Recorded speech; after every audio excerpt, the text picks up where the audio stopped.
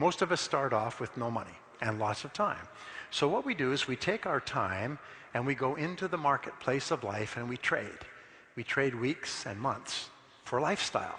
We trade it for money. We trade it for cars and homes and travel. We trade. Now, you can tell if you have been a good trader by looking at the quality of your life today. Did you trade well? If you traded your time, if you spent your time, if you invested your time really well, then you have a wonderful lifestyle. It means you have a beautiful home, beautiful car, you have money in the bank because you traded, you exchanged your time very well for high value, okay? So what is the very best investment of your time? Experts will tell you the very best investment of your time is to increase your earning ability, is to spend money getting better at the most important things you do. Here's what we have found with regard to business. All business skills are learnable. You can learn any business skill that can help you to increase your earning ability. If you're in sales, you can learn any sales skill. If you want to earn money or make money, you can learn any money-making skill. All business skills are learnable skills. Now, you may not be able to play a violin like a great violinist, or you may not be a great athlete or a great artist, because those are special skills. But in terms of business, you can learn any business skill, because every person who has a business skill today at one time did not have that skill. And then they said, that skill would help me. And so they studied and practiced and they took courses and they became good in that skill. Now here is another thing that I discovered. I'll tell you about this in a minute. I had a very poor education, so I thought other people were smarter than me. And if other people are smarter than you, it means that you are dumber than they are.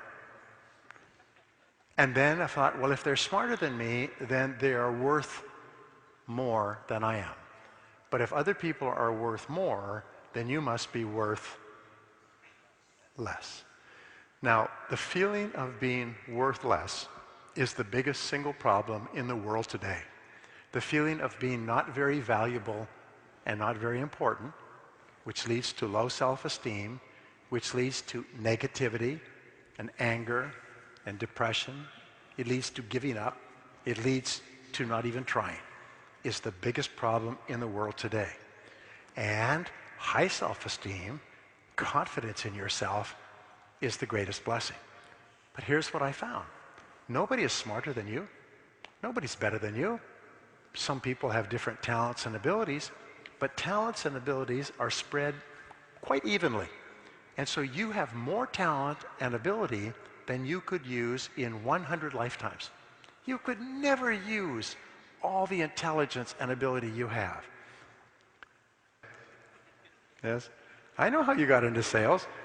Nothing else was working, right? So you got into sales. Do you know how we get into sales? It's like backing up a car at night. You back up and whoomp, you hit something, and you get out. It's a sales job. So, well, I'll try that for a while. And so 80% of people who have sales jobs, 80% are still giving it a try. They're trying it for a while. But 20% of people who fall into sales say, this is an opportunity. If I become very good in selling, I can earn a lot of money. And they become very serious about selling.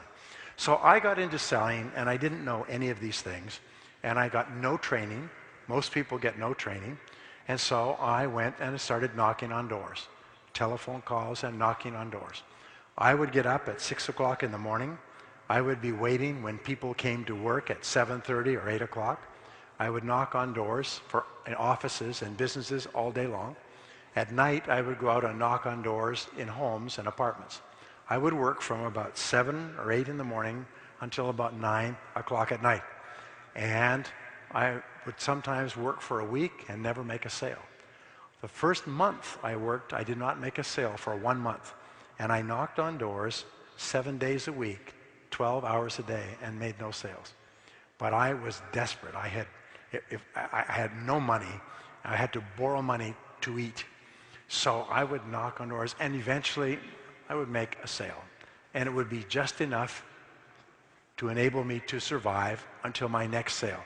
I was living in a little guest house with one room, and it cost $5 a day, which included breakfast. And if I didn't make a sale, they would take my clothes and they would throw them out. They had a rule in that guest house: no pay, no stay. And so I would work very, very hard. And after about 6 months, I noticed there was one man in our company who was selling 10 times as much as anyone else. And he wasn't working very hard. He would come in at 9 o'clock, and a prospective customer would come in at 9:15, and they would sit over there. You didn't know what they were saying. They go, ho, ho, ho, ho, talking back and forth. Customer would take out his checkbook, write a big check, and take it. He would turn it in, and then he would go out in the morning and make 1 or 2 sales. At lunchtime, he would have lunch with another prospective customer, make a sale or 2 in the afternoon. I was maybe making 1 sale a week. He was making 5 sales a day. And then he would finish work at 5 o'clock, like most people in Sweden. He would quit, and if he would go to beautiful restaurants, and he had beautiful girlfriends, and he would go to nightclubs, and he would have vacations, and he had a beautiful life. And everybody looked up at him. His name was Pete. Everybody said, "Oh, Pete, wow, he's so good. Look at that." It's almost like he was doing magic with customers. Well, one day I did something which changed my life, and it brought us together today. I went to Pete and I said, "Pete, what are you doing differently from me? What are you doing to make so many sales?" And he said, "Well, you show me your sales presentation and I will give you some feedback." I said, "You show me yours and I'll show you mine," because I'd never seen one. I said, "By the way, what is a sales presentation? I mean, you show me your presentation. And how do you define a sales presentation?" Well, he said a sales presentation is a logical and orderly process. And then he explained to me a sales presentation. And I'll give you the logical and orderly process, because from that day onward, I was never the same. He said, first of all, you talk to people and you